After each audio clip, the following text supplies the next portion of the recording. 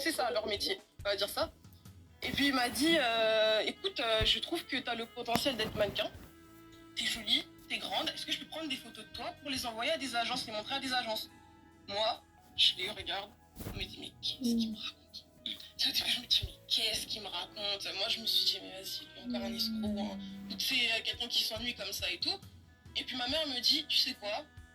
On sait jamais. La vie, elle est faite de surprises. Tu sais pas ce que Dieu a préparé pour toi. Le destin peut changer comme ça. Donc vas-y. Et je me mets contre le mur du métro comme ça, devant tout le monde. Hein. Il me fait des petites photos, vite fait en 5 minutes et tout. Profil, face, machin. Il me dit, ok, je vais prendre le numéro de ta maman et tout. Et je vous contacterai s'il y a quelque chose. Ok, moi j'attendais rien. Sincèrement, là, j'étais au lycée. Je me suis dit, ouais, bon, il me contacte, cool, il me contacte pas, voilà. Et puis l'idée est vite partie de ma tête, tu vois. Et puis, quelques jours après, ça a vraiment pas duré, 2-3 jours après, il m'appelle.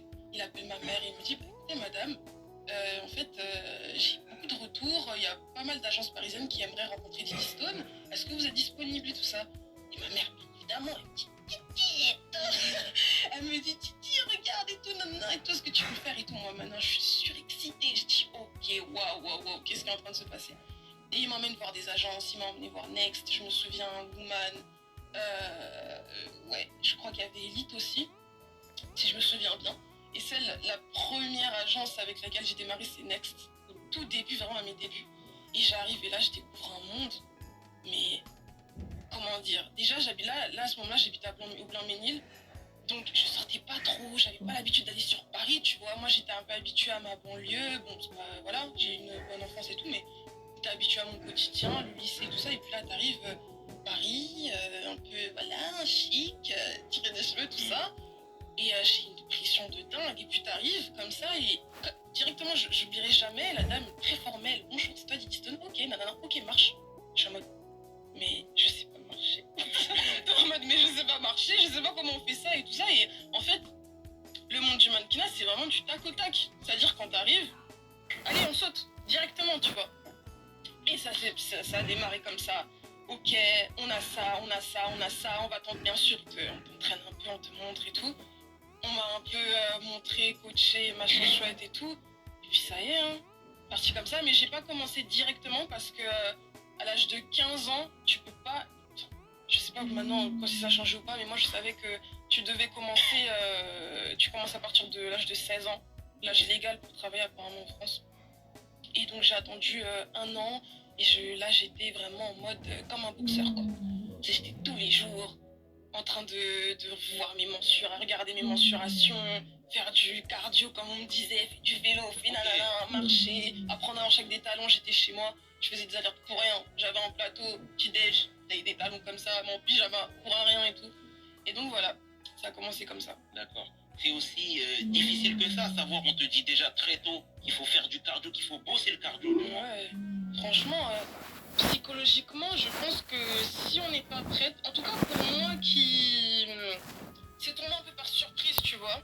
Je voulais faire ça, mais j'avais jamais osé, j'enlevais un peu l'idée de ma tête, tu vois. J'enlevais ça, je me disais, arrête, voilà, fais du droit ou peu importe et tout, et puis on verra, tu vois. Mais c'est vrai que pour quelqu'un comme ça, tu t'es pas préparé, tu regardes de loin, mais bon, t'es un peu, ouais. Et puis là, tu te dis, ah d'accord, ok, je suis mince, j'étais plus mince que là. Je suis mince, mais il faut que je sois encore. C'est mince.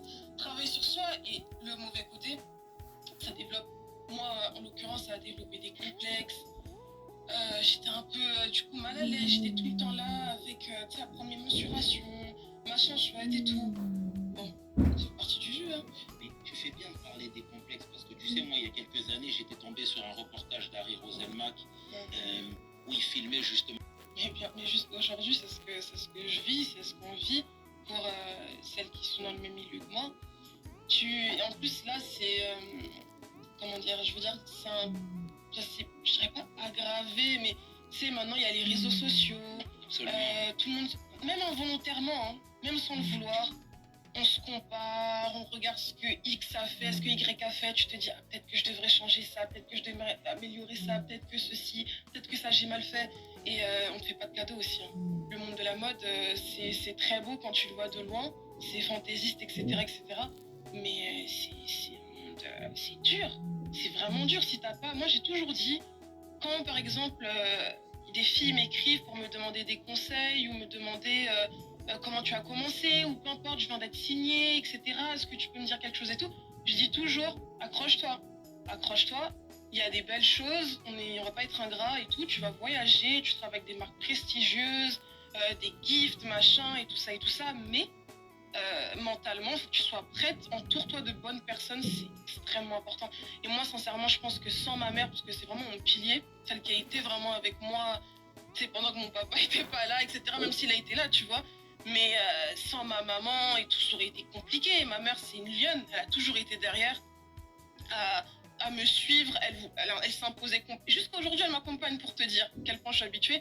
Mais elle voulait tout le temps être là, dès qu'il y avait un rendez-vous, s'il y avait un shooting, on sait jamais, les photographes, machin, chouette et tout ça.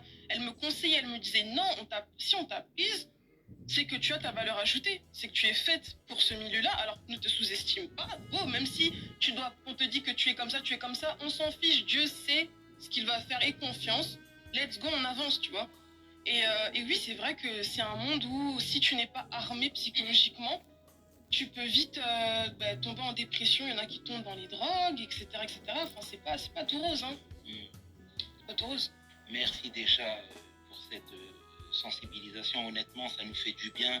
On embrasse au passage la maman qui t'épaule tout le temps et c'est important de le dire. Mais tu vois, même des anorexiques aussi. Toi, est-ce que c'est comment dire, c'est des profils que tu vois au quotidien?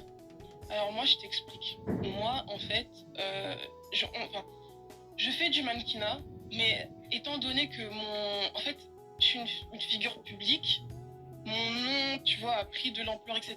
Ça veut dire que maintenant, lorsque j'étais, parce que là, je ne suis plus, j'ai un agent, mais je suis plus signée en agence. J'étais chez Elite, ma dernière agence, c'était Elite. Et je suis signée en tant que talent. Ça veut dire qu'en fait, tu travailles... Je sais pas si par moment aussi, des fois il faut se battre, hein, tu sais, en tant que femme, non, c'est pas très facile. Mais tu peux imposer, tu dis non, moi mes conditions sont comme ça, je veux rester comme ça, vous m'avez choisi parce que vous avez vu que mon profil vous plaisait, je représente ça, je veux... Voilà, on me prend Didi Stone, donc dans son entièreté, on me prend pas. Et donc pour revenir un peu, pour t'expliquer comment je suis arrivée à là, donc je faisais du mannequinat, et comme je t'expliquais, j'étais mal dans ma peau. Oh, j'étais mal dans ma peau. Je me rappelle plus, je sais plus si c'est le standard là, les hanches c'est 96, je crois 92, je sais plus, on va vérifier, excusez-moi si c'est pas, mais c'est à peu près ça. Et moi je fitais pas. Et en plus donc j'ai commencé, tu sais, c'est l'âge de la puberté, tu changes, je reste mince, mais voilà, tes hanches se développent, etc., etc. Et c'était un combat, je faisais tout le temps le yo-yo, tu manges un peu, tu reprends, après tu perds, t'es contente, et puis ceci, cela, on te fait des petites remarques. Attention, machin chouette, nanana. Oui, si tu veux cette marque, il faut fitter comme ça, il faut être nanana, et puis tu te compares, tu regardes les autres comme tu as dit, tu vois. Et j'étais trop mal à l'aise. Franchement, j'aimais pas. Je te dis la vérité, j'aimais pas. Et puis, en même temps, il y a, on va dire... deux créneaux qui se sont développés. Donc quand j'ai commencé, quand on m'a repéré, je crois que je sais plus si j'étais sur Instagram. Je pense, mais j'étais pas du tout famous entre guillemets ou un gros profil et tout, pas du tout. J'étais la fille random, voilà, un profil classique et tout. Et en fait, dès lors que j'ai commencé le mannequinat et cette envie maintenant de pouvoir le partager, on va dire ça comme ça. Je m'attendais pas à être influenceuse et tout ça, mais bon, comme on fait, quoi. Il y a le créneau d'influenceuse ou d'influence, ou peu importe, le nom a grossi, en fait. Étant donné que les gens étaient un peu... Ah, mais attendez, mais c'est pas aussi la fille de Kofi, elle fait de la mode et tout. Ah, mais bien et tout. Et donc, en fait, ça grossissait les deux. Et à un moment donné, je me rappelle que des marques commençaient à m'approcher, plus en tant que mannequin, mais en tant qu'influenceuse ou talent. Et là, je me suis dit, ah d'accord, on m'a expliqué, etc., machin, qu'ils veulent, cette époque, on développait, on développe toujours, tu vois, le digital. Et je me suis dit, ah, là, c'est quand même intéressant. Là, c'est quand même intéressant parce qu'on te prend pour toi, pour ce que tu représentes. C'est parfois beaucoup plus fun, etc., etc. Je me suis dit, mais go, quoi. En tout cas, c'est propre à moi-même, tu vois. Je m'amusais beaucoup plus. Et donc j'ai switché. J'ai switché tout simplement. Je me suis dit, écoute, le mannequinat, ça me fatigue. J'arriverai jamais à être squelettique ou en tout cas rentrer dans ce que eux ils attendent de moi, dans cette boîte-là, j'y arriverai pas. Clairement, soyons honnêtes, je n'y arriverai jamais. Ok, go. Je me suis prêtée au jeu, talent, machin et tout. Et en plus, c'est à peu près la même chose puisque au final, tu reviens parfois à travailler avec des mannequins, tu vois. Et je me suis dit, voilà quoi. Donc voilà. Et ils prennent pas en considération le fait que tout le monde ne pourra pas avoir des silhouettes identiques parce que la génétique. Bah écoute, maintenant non, soyons honnêtes, il y a des progrès. On est en train de voir que le monde de la mode est en train de s'ouvrir. Il y a beaucoup plus on voit beaucoup plus de profils, que ce soit par rapport au genre, par rapport à la couleur de peau, par rapport à l'âge, par rapport à la morphologie, toutes ces choses-là sont en train de se développer. Mais c'est vrai que quand moi, en tout cas, j'ai commencé, c'était pas trop ça. Hein. Maintenant, ça commence à s'ouvrir et tout. On voit maintenant que il y a même des mannequins plus size et tout ça. Donc c'est vachement cool, tu vois. On commence à comprendre. On s'ouvre petit à petit. Il y a encore du chemin à faire, je pense, parce qu'on est tout le temps en retard ici, je trouve, le marché français. On est tout le temps à la ramasse. Mais ça, c'est un problème franco-français ou pas du tout? Non, moi je pense que c'est... Non. C'est le monde du mannequin en général. En tout cas, ça a le mérite d'être clair, Didi. Voilà, accessoirement, tu es aussi la fille de Koffi Olomide. Yes. Que je salue au passage.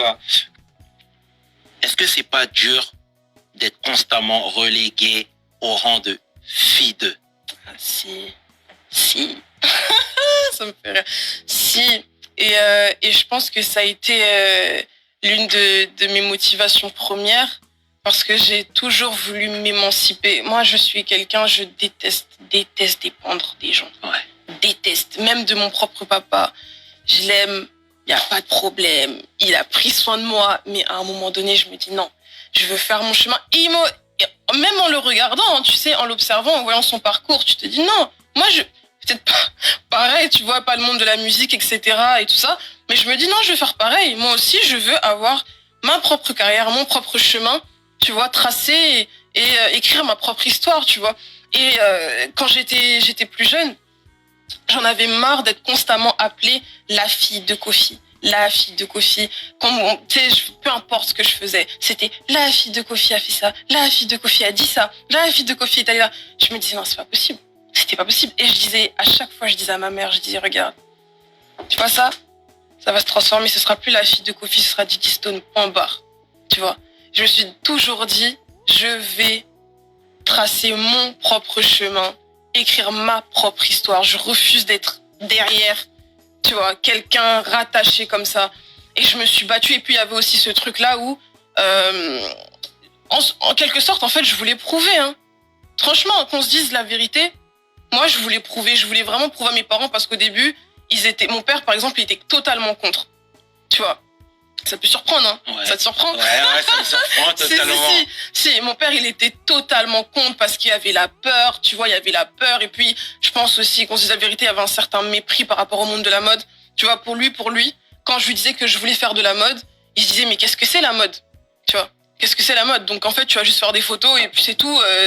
Pour lui, c'était de la rigolade et tout ça, c'est pas un vrai métier. Lui, il a toujours, contrairement à ce que certaines personnes peuvent penser, parce que je sais qu'on a des clichés par rapport à notre famille, mon papa et moi, tu vois.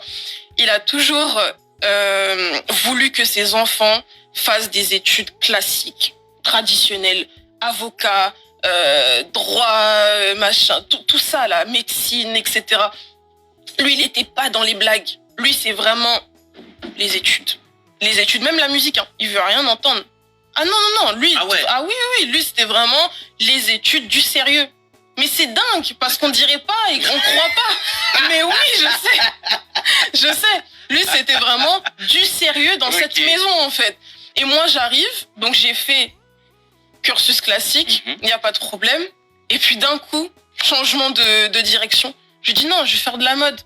Et il me disait, mais non. En fait, mais non. Et puis t'as ma maman à côté, elle était pas contre. Elle, c'était juste, tu fais ce que tu veux faire. Si tu veux faire un peu de mode, ok. Par contre, ma belle, tu me ramènes un diplôme. Tu sais, ils étaient vraiment sérieux. C'était, tu me ramènes mon petit baccalauréat, je veux que tu poursuives un peu parce qu'on sait jamais, il faut toujours avoir un bagage, etc. Et donc c'est ça. Et donc je me suis toujours dit non, en fait, je veux leur prouver que, t'inquiète, en fait, je vais réussir, on va me reconnaître aussi pour ce que je suis, et ça va bien se passer, même financièrement, tout ça, je vais être indépendante. Je voulais un peu leur mettre une claque, on va dire ça comme ça. Et puis par la grâce de Dieu, j'ai obtenu des contrats, etc. L'Oréal, toutes ces grandes firmes qui m'ont approché et tout ça. Et puis là, mon père, parce que mon père n'était pas au courant, il faut savoir aussi, contrairement à ce que les gens pensent, mon père ne sait pas ce que je fais. Ça, c'est ma règle. Mon père, il sait pas. Mon père, il m'a jamais dit, ah, j'ai un contrat pour toi, je connais tel, rien. C'est toujours moi, toute seule, mon chemin, mes contacts, mes difficultés, mes échecs, toute seule, tu vois. Et puis, je suis arrivée, j'ai dit, bah voilà, je signe avec L'Oréal. Ah, ok, je vais au Festival de Cannes. Ah, j'ai rencontré Rihanna. Ah, je bosse avec Jean-Paul Gaultier et lui, il est en mode, ok. Tu vois, ok. Et donc voilà. Mais jusqu'à aujourd'hui, pour répondre véritablement à ta question, ça peut parfois, il y a des gens qui me connaissent en tant que tel, il y en a d'autres non. Ça peut parfois être chiant, mais bon, je me dis, écoute, c'est ce que je suis. Et puis voilà, on va de vrai. Hein. Et comment t'as gagné du crédit à ses yeux?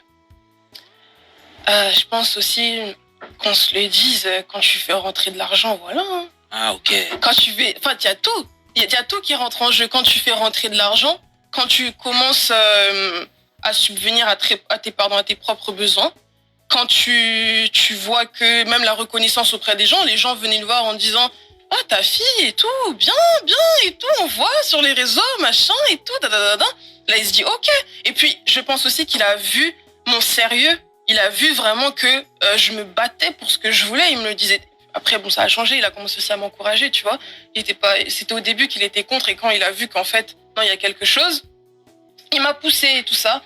Et je pense que oui, quand il a vu qu'en fait, c'était sérieux, que c'était pas des blagues, je ne faisais pas juste des photos ou être jolie, tu vois, entre guillemets, sur les réseaux sociaux. Il s'est dit, ah oui, d'accord, t'es bien, on te dérange pas, tu sors comme tu veux, tu voyages comme tu veux, tu subviens à tes propres besoins, etc. Tu fais rentrer de l'argent, toi, ton épargne et tout, garde, machin, coffre et tout. Et puis, au bon moment, si tu trouves quelqu'un, le mariage et tout, là, tu partiras.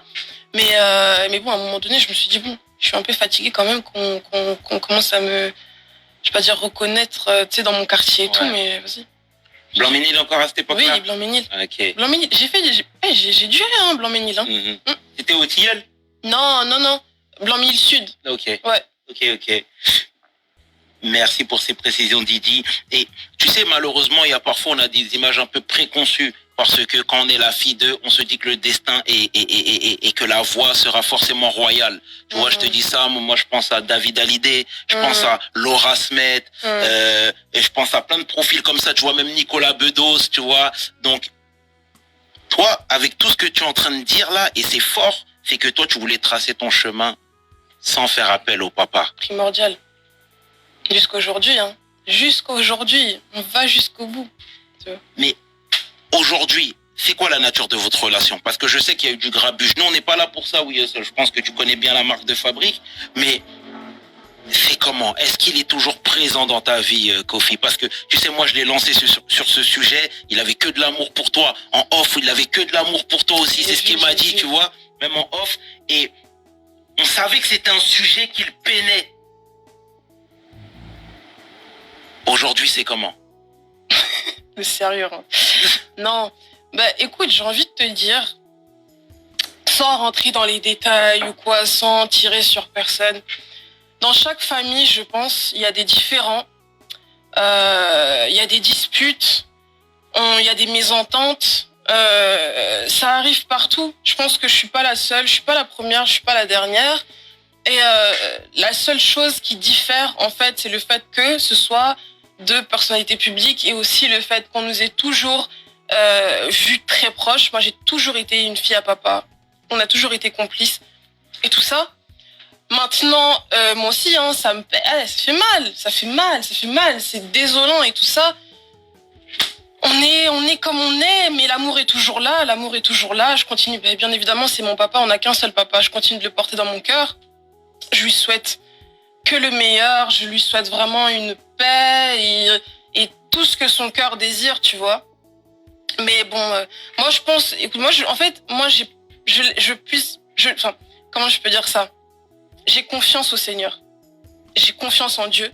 Je sais que c'est un Dieu d'amour, c'est un Dieu de paix, et je sais qu'il fera les bonnes choses en son temps, tu vois. C'est le maître des temps et des circonstances. Moi, j'ai confiance. Je sais que un jour ou l'autre, ça s'arrangera, on trouvera notre accord, enfin le pardon, tu vois. Même si, sincèrement, et là, je pense qu'il verra l'interview, j'ai déjà pardonné, et j'espère que lui aussi de son côté, tu vois, parce que le pardon libère, et avoir tu sais, de l'animosité, tout ça, la haine, les disputes et tout, c'est pesant, tu vois. C'est pesant, c'est à un moment donné, tu te dis, écoute, je peux pas vivre, continuer comme ça avec un sentiment lourd, exact, tu vois, dans mon cœur. Donc à un moment, tu te dis, vas-y, c'est bon, c'est pas grave, ça reste un être humain.